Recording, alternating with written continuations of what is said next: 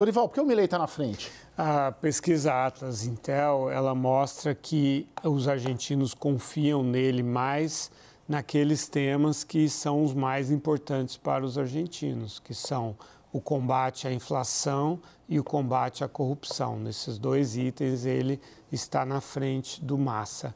O Massa, por sua vez, está na frente na defesa da democracia e nas relações internacionais. São dois temas importantes para os argentinos, mas não decisivos.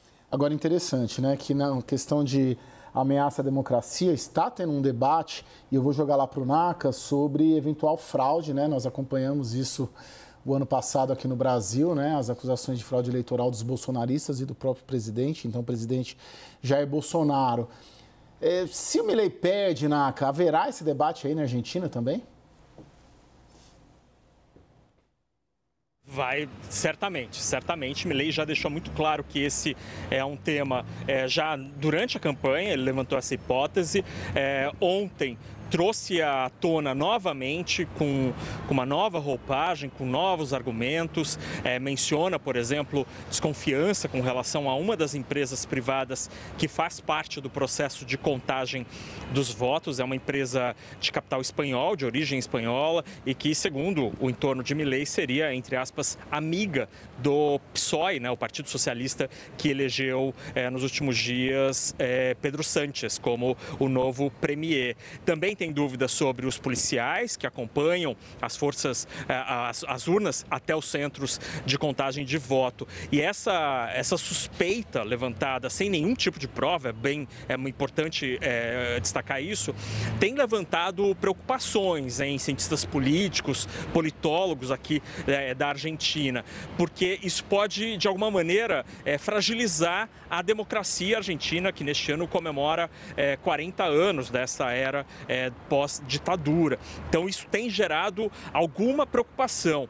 É interessante porque, como o Lorival muito bem lembrou, né, que a defesa da democracia é um assunto que leva votos para Sérgio Massa, mas esse assunto, na comparação com a lisura do processo eleitoral, me parece que perde até um pouco de força, porque muitos argentinos, pelo menos desde ontem, têm demonstrado bastante preocupação com este arranhar de imagem do sistema eleitoral que, vou repetir, não tem nenhum sinal, nenhuma prova de que não seja confiável.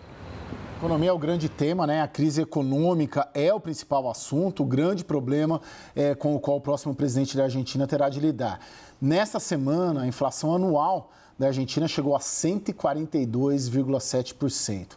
Vamos ver, a gente preparou aqui as promessas dos candidatos para a economia, começando por Javier Milei. Tá lá, na Cagal, que preparou esse quadro para a gente. Reforma do Estado, corte de gastos, especialmente subsídios, dolarização da economia, fim do Banco Central e críticas à China e ao Brasil.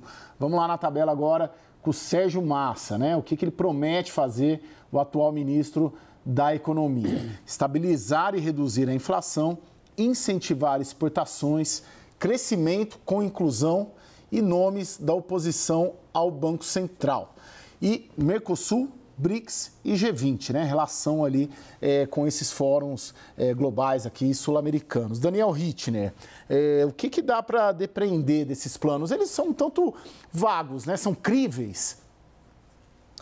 Bom, Caio, primeiro vamos pensar assim, quem são os homens fortes da economia de cada uma das candidaturas? De Sérgio Massa, especula-se muito, ele não falou quem vai ser o ministro da Economia dele, mas especula-se muito no nome de Guillermo Mitchell, que é o chefe da FIP. A FIP é a Receita Federal da Argentina. Esse é o nome que corre aí como favorito para assumir o Ministério da Economia com Sérgio Massa. Javier Milei tem um conselheiro na economia que é Emílio Ocampo, mas que não deve ser um ministro da Economia. Em tese, ele estaria encarregado de assumir o Banco Central e preparar a dolarização da economia e a extinção do Banco Central. Agora, Javier Milei tem uma peculiaridade porque o ministro da Economia de um governo dele seria ele mesmo. ele é economista e ele fez fama como comentarista econômico, ele não abriria mão desse papel. Agora, qualquer que seja o presidente, a economia da Argentina só tem... primeiro, passará por uma renegociação com o Fundo Monetário Internacional, seja quem for o presidente. Isso é inescapável. E segundo, para conseguir reduzir essa inflação, precisa fazer um ajuste fiscal sério. A Argentina tem um déficit fiscal de 5% do PIB. Isso é insustentável. Para fazer esse ajuste fiscal, é preciso discutir muito a questão dos subsídios.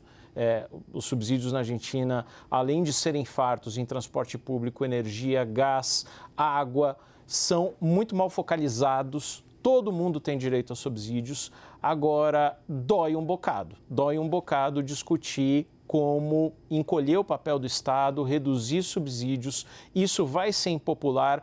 O último não peronista que adotou um pouco essa abordagem, que foi Maurício Macri, e no final de 2015 assumiu, e fez um ajuste extremamente gradualista.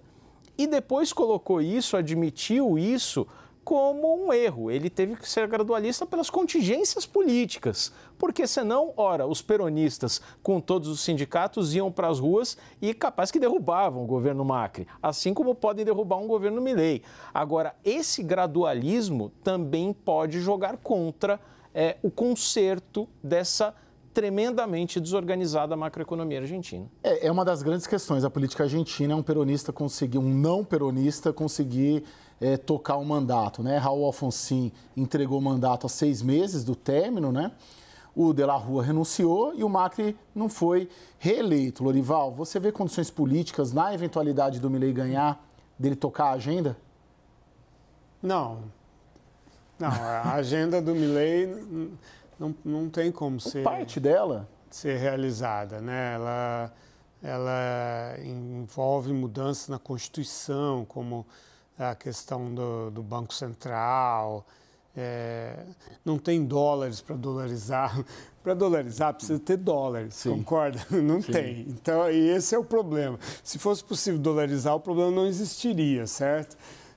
Então, assim, nem do ponto de vista econômico, nem do ponto de vista político, né, do Congresso e tal, o Milei pode cumprir as promessas dele, né? Então, o Milei da eleição é um Milei bem diferente da Casa Rosada, se ele quiser ficar lá, né? E eu tenho uma certa preocupação em relação a essa situação, sabe? Quando ele vem com esse discurso de colocar em dúvida a integridade do sistema eleitoral, e levando em conta o que o Donald Trump e o Jair Bolsonaro tentaram fazer, mas não conseguiram, porque as instituições desses dois países não permitiram, o Javier Milei, sendo muito, temperamental, né, assim, narcísico, com um partido pequeno, né, com pouca representação, eu não sei se ele consegue dialogar para viabilizar o governo dele, conseguir apoio, e também com esse acirramento absurdo que existe, né, não sei se a Patrícia Bullrich... O que se fala é exatamente isso, né? O Maurício Macri, o grupo do Macri... Domesticar... O seu fiador, de repente, ou contribuir com quadros, porque tem uma dificuldade na campanha do Milei de quadros, assim, né? De ter pessoas, né? De ter formuladores. Quem está dando nessa reta final, no segundo turno, algo de mais institucionalizado é o grupo do Macri, não é isso? Então, assim, esse papel moderador vai ser fundamental para que não haja um sobressalto maior.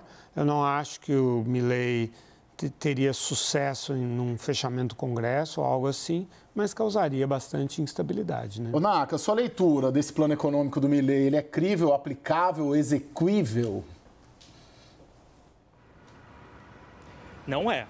Como o Lorival mencionou, não dá para fazer limonada sem ter limão, não dá para dolarizar uma economia sem ter dólares. E ele diz que tem 4 ou 5 opções na mesa para conseguir fazer isso, mas nunca detalhou. É bem verdade que não é apenas Milei que carece de detalhes, porque o plano de Sérgio Massa, que passa por aumentar as exportações, por exemplo, para gerar uma entrada maior de dólares no país no ano que vem, também assim, carece de detalhes. Ok, o ano que vem vai ser melhor, a safra será melhor, porque neste ano a seca foi muito severa aqui na Argentina. Mas, para além disso, ele não explica. Ele prometeu apequenar os gastos públicos, por exemplo. Não dá detalhes onde seria possível fazer tudo isso. Ou juntar empresas estatais. Quais? Como?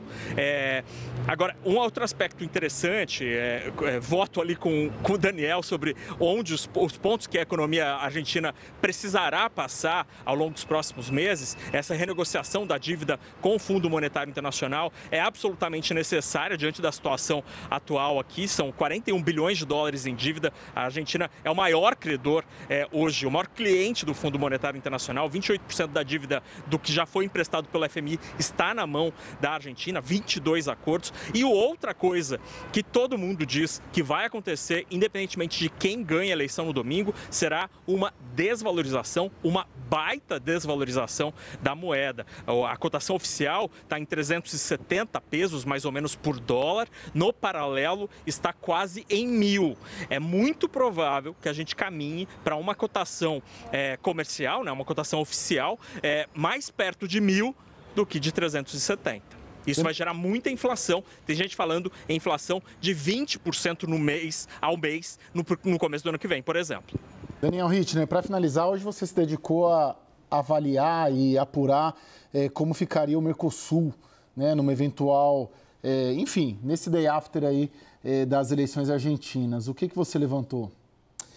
Que é difícil cravar qualquer coisa em torno daquele famoso acordo Mercosul-União Europeia, há mais de 20 anos em negociação, mas existe uma perspectiva, uma possibilidade, vamos dizer assim, de fechamento do acordo Mercosul-União Europeia na cúpula do Mercosul, dia 7 de dezembro, no Rio de Janeiro. Nos últimos 2 meses tem havido reuniões semanais entre os dois blocos. Na semana que vem começa aqui em Brasília uma reunião presencial entre os negociadores-chefes de quinta até sábado.